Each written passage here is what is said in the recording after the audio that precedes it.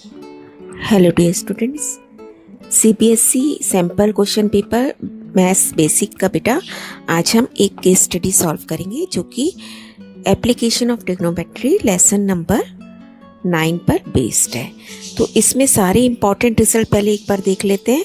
√3 को अगर √3 से मल्टीप्लाई किया जाए तो आप जानते हैं कि 3 मिल जाता है हमें। ऐसे ही √5 कोई भी दो सेम टर्म अंडर रूट के हो और उसके स्क्वायर हो रहा हो तो अंडर रूट और स्क्वायर आपस में कट के सिंगल टर्म रह जाती है ना।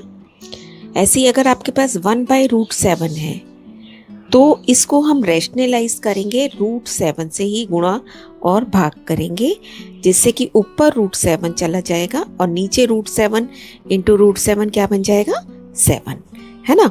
तो इसको क्या कहते हैं, रैशनलाइजेशन या परिमेयकरण, ठीक है। जिसमें कि नीचे का जो डिनोमिनेटर होता है वो एक अपरिमेय संख्या दिया गया होता है, लेकिन अब वो परिमेय संख्या बन जाता है। ऐसी दो वैल्यूज आपको जरूर याद करनी है। √2 इज इक्वल टू 1.414।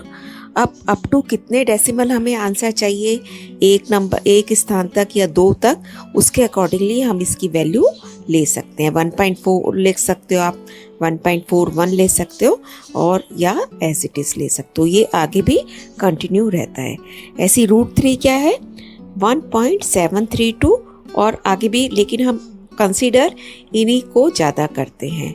तो according to our question we can use 1.7 और 2 डेसिमल तक या 3 तक आप इसको यूज़ कर सकते हैं।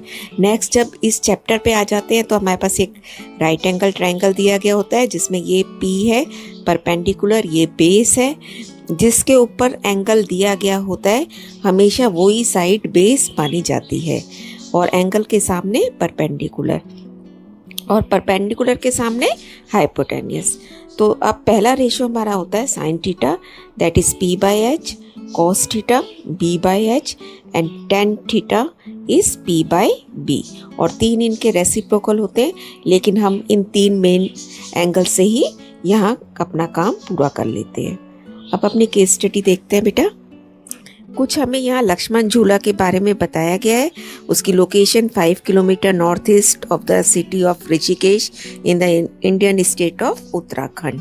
तो अब देखते हैं, एक group of class 10th students visited Rishikesh in Uttarakhand on A trip. 10th class के बच्चे यहाँ विजिट करने गए।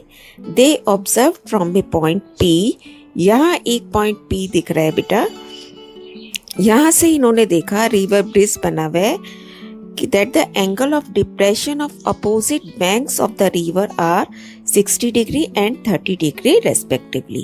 अब ये ब्रिज के ऊपर खड़े हैं ये बच्चे और नदी के दोनों किनारों पर एंगल ऑफ डिप्रेशन, क्योंकि ब्रिज तो ऊपर होता है ना बेटा, तो आप नीचे देखोगे तो अवनमन कोण ही तो बनाओगे ना, एंगल ऑफ डिप्रेशन, है ना। तो इसको लिख भी सकते हैं। और क्या क्या देखा इन्होंने, एक तरफ 60 डिग्री का बन रहा है और एक तरफ 30 डिग्री का। तो जो पास है वो 60 है और जो दूर है वो छोटा है, तो ये 30 और घूम के इधर भी 30 बन जाएगा। तो इस तरीके से हमारे को ये दिया गया है। और नेक्स्ट क्या कह रहा है, ब्रिज की हाइट भी देखिए, the height of the bridge is about 18 metres from the river. ये जो हाइट है, ये जो P है पॉइंट बेटा और ये C दिया हुआ है, दिस इज 18 मीटर अबाउट, तो हम 18 मीटर ही मान के चलेंगे। अब अपने क्वेश्चंस देखते हैं। Find the distance PA। इस फिगर को और क्लियरली ड्रॉ कर लेते हैं। यहाँ पर इसने PB मान हमसे पूछा है। And then find the width AB of the river. ये A पॉइंट है, ये B है, तो आपको पूरा AB बताना है। और नेक्स्ट है find the height BQ if the angle is from P to Q is 30 degree. तो पहले फिगर ड्रॉ कर लेते हैं। देखिए एक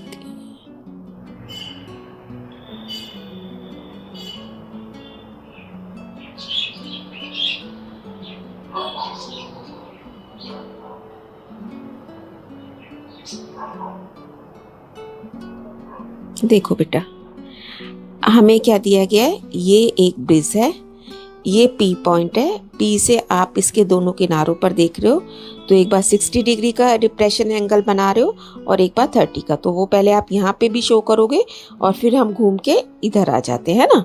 और ये जो PC हाइट है ये हमें 18 मीटर दे रखी है, तो ये 18 है, that means this side is also 18 and same way RB is 18। अब फर्स्ट क्वेश्चन हमें दिया गया PA फाइंड आउट करो, PA, तो ये हाइट हमेशा परपेंडिकुलर बनाएगी।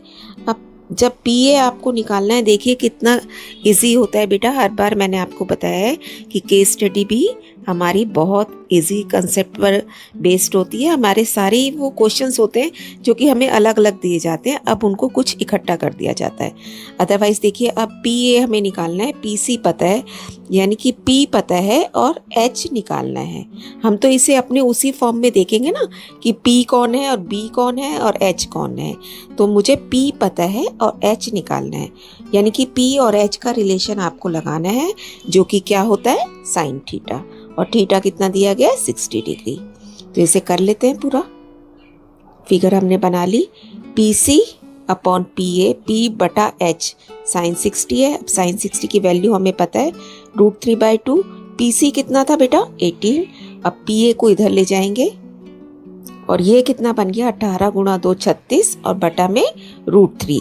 अब नीचे से हमें ये √3 हटाना है, रैशनलाइज करना पड़ेगा इसे, तो ऊपर हो गया 36 √3 और नीचे हो गया 3। अब देखिए 36 और 3 आपस में कट जाएंगे, तो आंसर रह गया 12 √3 मीटर। सेकंड पार्ट करते हैं, जिसमें कि PB निकालना था। तो PB आपका कौन से ट्रायंगल लोगे अब की बार, PBC।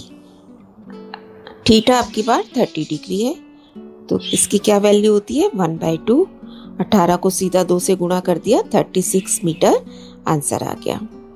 नेक्स्ट क्वेश्चन है हमारा AB बताइए। तो AB हम कैसे बताएंगे, पहले मैं AC निकालूंगी और फिर मैं BC निकालूंगी और देन दोनों को जोड़ लेंगे बेटा। अब देखिए ये P पता है और B निकालना है, तो अब आप P और B का रिलेशन लगाओगे tan थीटा का।